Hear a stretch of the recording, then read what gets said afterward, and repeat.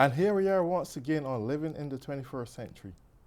Joining me today is Mary Franklin, prospective candidate for mayor in the city of Boston.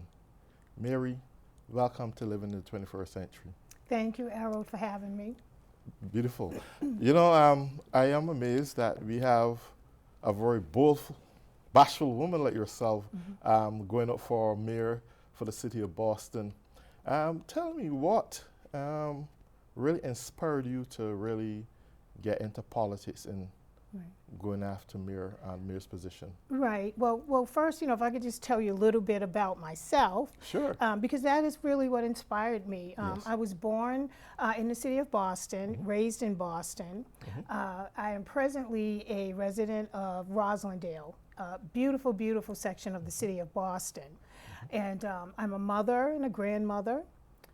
The founder of an organization called Women Survivors of Homicide Movement.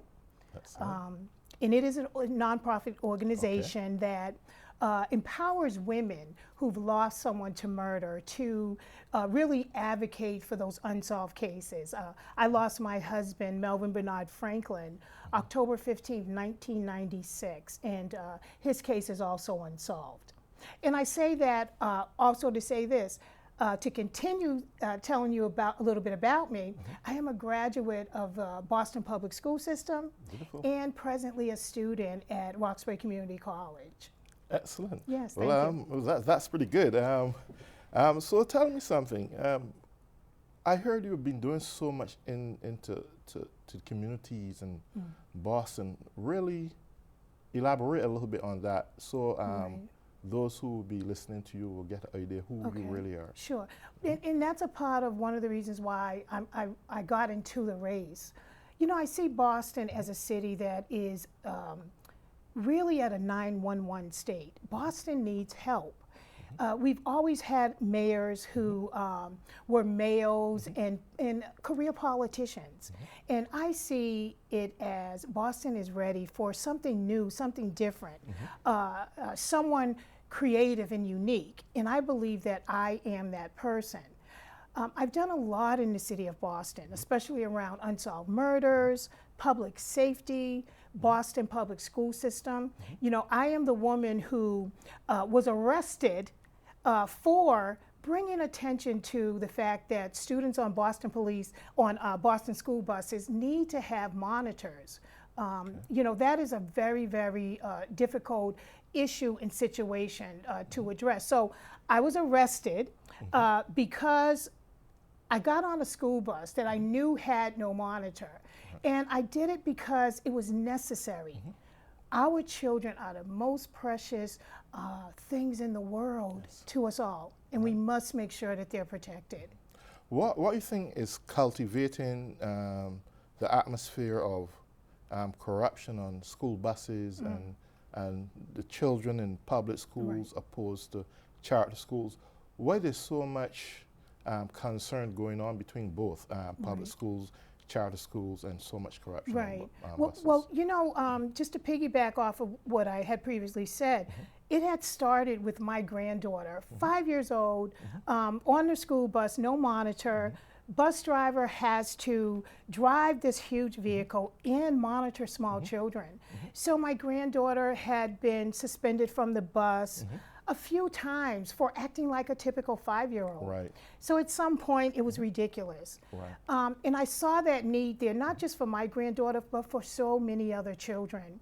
Right. There was one child on the bus who had received a bottle of apple juice. Yes. And she took it home to her grandmother. And the grandmother opened the bottle, and lo and behold, it was a bottle of urine. So these children are in dangerous situations. They're on vehicles where they need to be supervised. So we have to do more in the school system. Now, when you speak of charter schools, we understand that charter schools, they're privatized, privatization. They receive money from the government. They also receive money from grants and businesses and different things like that. But then you have Boston Public School System. That it seems like they always get a bad rap. Right. And why do you think that the charter schools are getting more preferential treatment than the public schools. Right. Why do you think that's happening? Exactly what I just said. The fact that funding is really coming in prevalently in charter schools. You know, So therefore, there's a lot of marginalizing going on then in the system. Right. And then certain kids from within a certain community are not getting the same privileges that other kids are exposed to. Right. And So when you look at the Boston Public Schools, you're noticing that everything is being cut. I mean, there are no librarians at a lot of these schools. I'm hearing that nurses are now part-time in our Boston Public Schools. Different things like computer programming, arts, and other artistic skills and things that our students need, music classes. You know, when you think about poor communities and when you think about a public school system, one of the things that I believe are necessary for our students is that there is a variety of ways to educate them, you know, and whether it's using music or, you know, other things. Exactly. Yes. What would be your prime objective from the moment you take a position as mayor in the city of Boston? What would be your main goals at that point? Yeah. Definitely the two things we've just talked about. Number one, public safety. I'd like to see Boston as a safe city. And what I mean by that, I would like all sections of Boston to be safe, not just certain sections, certain area, a certain geographic of people. I want everyone in the city to feel safe. Because, Errol, here's the piece to that. If you feel safe, then you're apt to go out and to do things. And if you go out and you do things, now you're productive. And we want people in the city to be productive because now you're talking about jobs and you're talking about economics and, the economy and boosting and all these things. So, so public safety is number one, and number two would be our education system.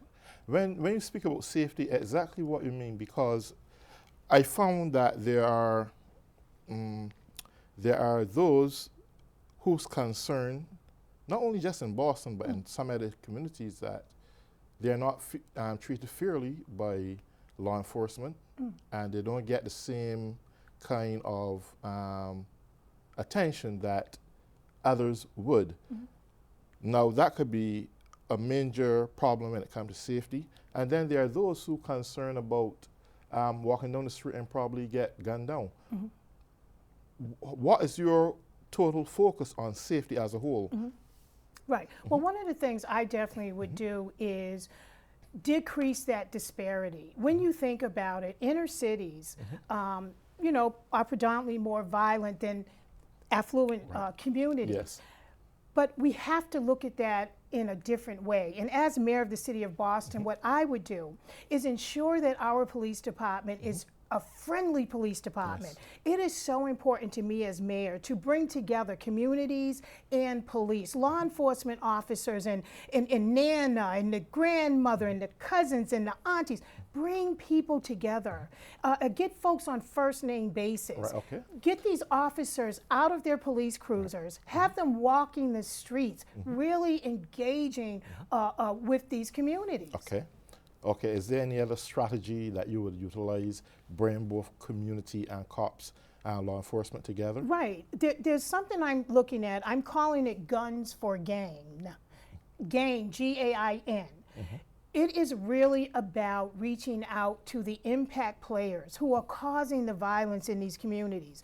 Errol, when you look at most mayors in the city of Boston, they're generally addressing people who are not the impact individuals. I want to do something creative, unique, and different. I want to reach out to those active impact players. We have to get into those homes and find out why. We have to talk to the parents and look at holistic services for these individuals. Look at training programs, you know, a job ventures and just different things to really help these people that see themselves locked into and committed into with gangs and causing the violence. Excellent. We covered a lot here now on schools and community safety. But recently, Mayor Walsh would have announced a multi-billion-dollar plan for Boston. And to some degree, he believes that it's going to help the economy and provide safety and help in terms of education, the establishment of trauma centers within the Boston communities, etc. I think those are some things he has discussed. Now, I know you have spoken before about an upward mobility plan. How do you compare your upward mobility plan in terms of building a stronger economy for Boston, creating jobs? Give us some details on that.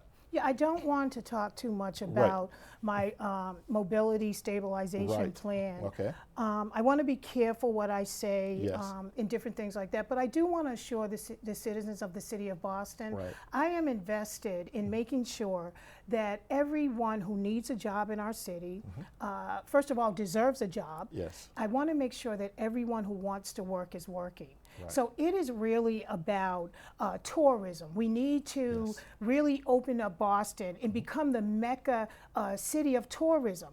Not only do we have historical, parks and museums and statues and different things like that. You know, we're in the history books, if you will. But we're also lacking a lot of things. So one of the things I was thinking about is to have a performing arts and sports arena. I think that arts, first of all, Yes. is something that everybody can be a part of. Definitely. And then when you think about the sporting piece, you know, Boston has great sports teams, if you will, Yes. but you know, there are a lot of things, you know, people want to do other things also. Exactly. So what I'm looking at is bringing in other countries Yes. to come in and do different types of sports. You know, we talked about this. We talked about Yes. cricket Yes. and how exciting cricket Yes, is and important. Yes. Right. Matter of fact, is a multi-billion-dollar Yes, it sport is. and build several economies Right. Around the world. Some Right. countries depend on it to That's right. grow their gross domestic product and build consumerism and so forth. And I think that was played here in Massachusetts from since 1904, something in that region. Okay. And the only reason why I think, because I've done a little bit of study on that it had not reached its full potential, they didn't have the kind of support they need. And it goes deeper than just private organizations getting involved, but Right. government being able to provide them with the kind of grounds they may need to build what they want to build. So would this be something that you might very well be interested in, bringing such an indigenous sport in Massachusetts that can really boost cricket? I can remember vividly early last year, there was a CNN report that stated that World Cricket would have close to 2 billion approximately viewers. I mean, that's a huge margin. Of course it is. And we can understand the potency of how that can contribute economically, having that really playing to its fullest potential in Boston and surrounding cities. Right. So it would definitely be something I would be interested in, you know, really looking into. But I also think that this type of artistic and sporting collaboration Yes. would build up, again, our tourism Yes. issues in Boston, but it would also cause a lot of small business opportunities. You know, we're talking about an arena, a huge Yes. place where people who have mom and pops businesses and different things like that would be able to invest Right. and plant their own businesses in this stadium, this arena. And we're talking multicultural here. You know, people from every country and different things like that. Listen, my plan is about this. I want people working. Yes. I want money in people's pockets. I want people living in great homes. I want great schools for our children. I want safe streets. And these things can be accomplished with the right leadership in the city of Boston. Well, what I do love, I must say that I did like in your urban mobility plan when you speak about the Performing Arts Center and the sports arena, is that you will have it embodied with some 500 floor spaces of units that could contribute to college students. Let's not give out too much information. Right. I here. won't go, okay. You know, Okay. let's right. leave a little something. Okay. Okay. Right. So What? No, you have two very strong competitors that you're going to be faced with. We have Tito Jackson. We have the sitting mayor, Marty Walsh. Now, we know for a fact through the history of American politics, especially if you look at here in Boston, we had Mayor Menino, who served approximately 20 years. Yes, the Honorable Mayor Menino. Honorable, I must add. Definitely. Who would have leave a long, life-lasting legacy for the Bostonians. I believe any successor to him would probably want to walk that path. How are you strategizing right now? Because you have to dethrone, you would have to dethrone Mayor Walsh. And there will come a time where you may end up in a debate. Let's hope so. Well, I would love to see that debate. You're going to have to really detail a lot of things. It may be too premature now to say it, right. But what is your strategy that you may have that Walsh don't have that would really make the Bostonians, all diversities, see that you are the person that should be representing them? Well, first of all, there are two other gentlemen who just became a part of the mayoral race. Last name is Osgood, and the other gentleman is Warmack. So I definitely want to acknowledge them. One of the things I think that is different about me from all of the gentlemen is that I am a very creative and a person that's a go-getter. I believe that time is right in the city of Boston for someone like me to lead. I am your average citizen. I understand what it's like to be poor. I understand what it's like to be captured, if you will, in violence. I understand what it's like to graduate from the Boston public school system. So there are a lot of things about me that I think would separate me from the gentleman that I could be the candidate that people should look at. It's time for something new in the city of Boston. You know, Errol, let me say this to you. Forever, Boston has been ran, if you will, by white male, and that's just a fact. It's time for something new. It's time for something different. People are excited about change, and I believe that I am change. In this race, I do not believe the next person to be mayor of the city of Boston, it's not going to come down to money. I think it's going to come down to who the citizens of Boston can really connect with. Who is it that they believe? And I would hope that it's me. I am not a career politician. I'm just like the lady next door. And I am also over approximately 53% of what Boston looks like. I am Boston. Right. You know, there's the other fact, again, that we recognize is gentrification in Boston. There's a lot of poor people having to give up their homes because in one way or the other financially, some kind of over financial stress has been placed upon them that not necessarily need to. How would you address this concern? How would you start this element of somewhat purging out a certain diverse community because the affluent can't afford to do some things? How would you really sustain that community? I think the key word you used was stop. First of all, gentrification happens. I cannot stop it. That is one thing I cannot do. I will not fabricate and say that I can do that as mayor. But what I can do as mayor, I can veto. I can also ensure and negotiate that contracts from these, these different developers and companies like that, that they would ensure that more units for poor people, if you will, or low income units are being given to families in the city of Boston.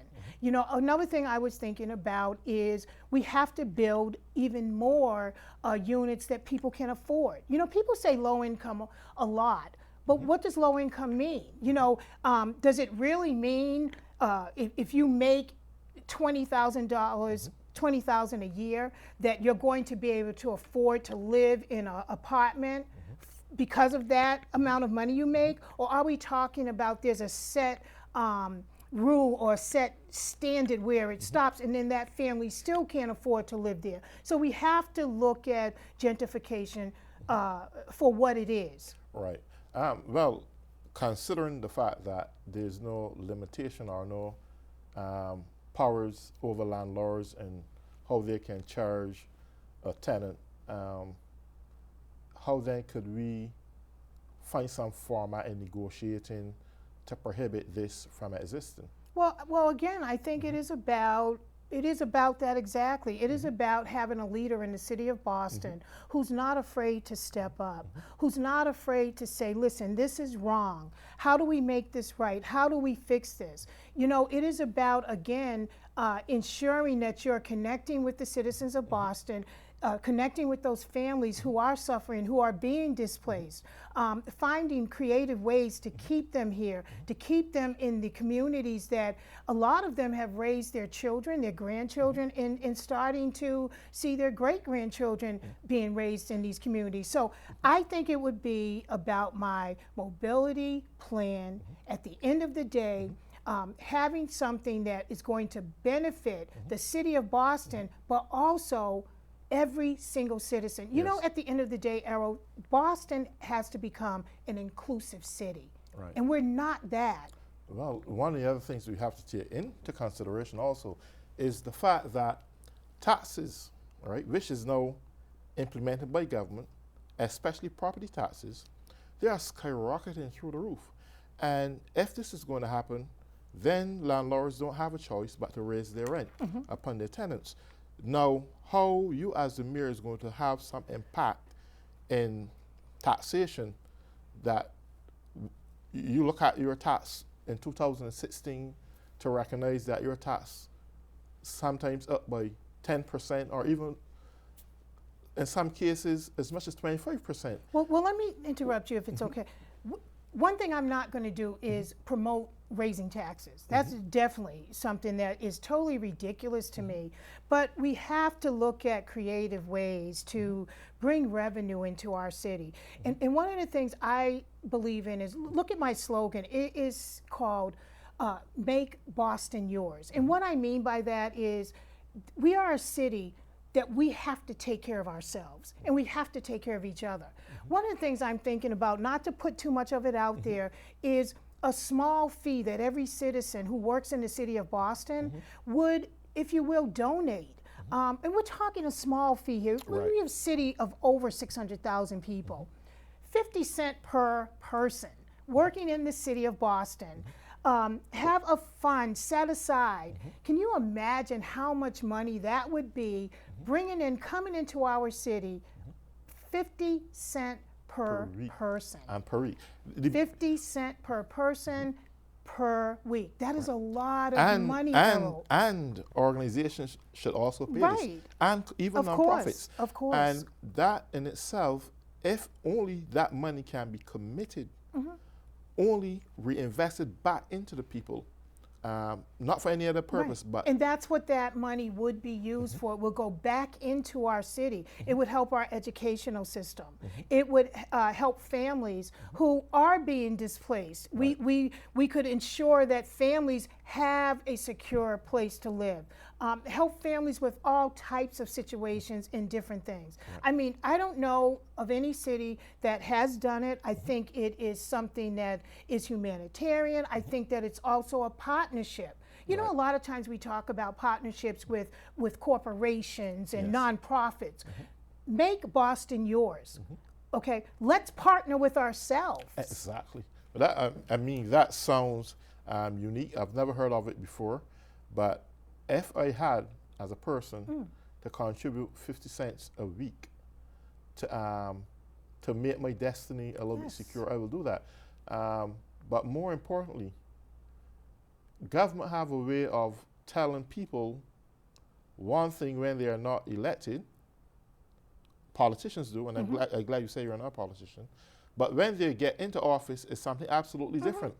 And can I hold you, Mary Franklin, to your words, that when you or should you take up that mantle of mayor in the city of Boston, that those poor, destitute communities can look out for the kind of help they need, know that they have someone that they can count on, not the rhetoric that they get from political year to political year, because this has been going on for a long time. Very long time. And I think the people of America, not just Boston community, but the American people, is sick and fed up and frustrated with modern day politics.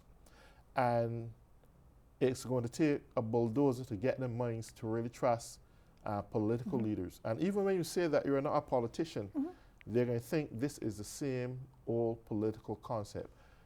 I mean, we are running out of time now, but how would you want to sum it up to tell the Bostonians that should you be elected to the office, you're going to stand to your word, stand committed to your word, and they're going to get what they're supposed to. Well, first of all, Errol, again, quickly, I am not a politician. That is something that the people can bank on. Secondly, I get it. I understand it.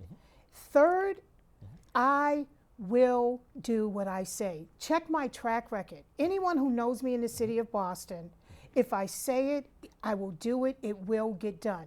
We are at a time in our city where we need something different. We need something new. And you are so right. Politicians will stand up there and they will tell you all these things that you want to hear. And then once they're in office, they've forgotten about you. And if we look at our city right now, of course, we are in an election season. And what is going on? The opponents are the incumbent and the rest, they're doing the exact same thing. You won't get that with Mary Franklin. You will get a true and an honest leader. Beautiful. Well, Mary, it's a pleasure having you. Thanks for having here on me. Living in the 21st Century. I can't wait till you get on the campaign trail. Yes. I love your plans. I love your mentality.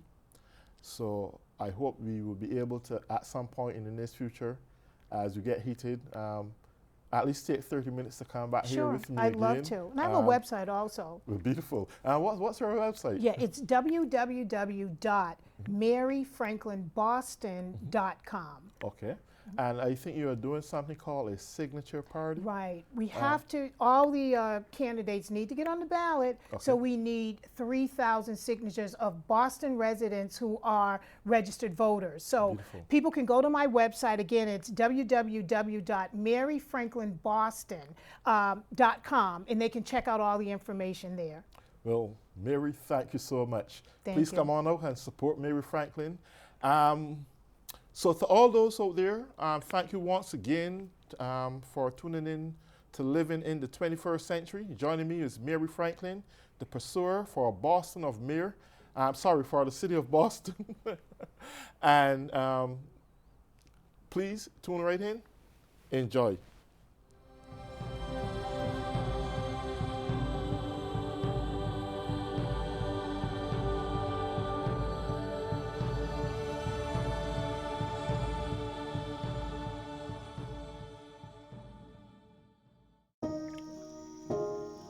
This is the story of a boy who didn't talk for a long time.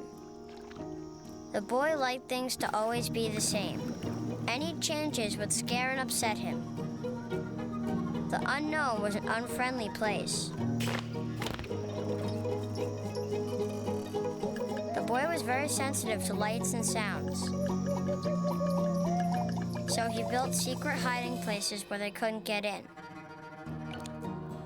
The boy didn't like looking people in the eye. He wasn't trying to be mean, it just made him feel uncomfortable. Sometimes he would flap his arms again and again. One day, I found out I have something called autism. My family got me help. Slowly, I found my voice and learned all the ways I could live with it better. Early intervention can make a lifetime of difference. Learn the signs at autismspeaks.org.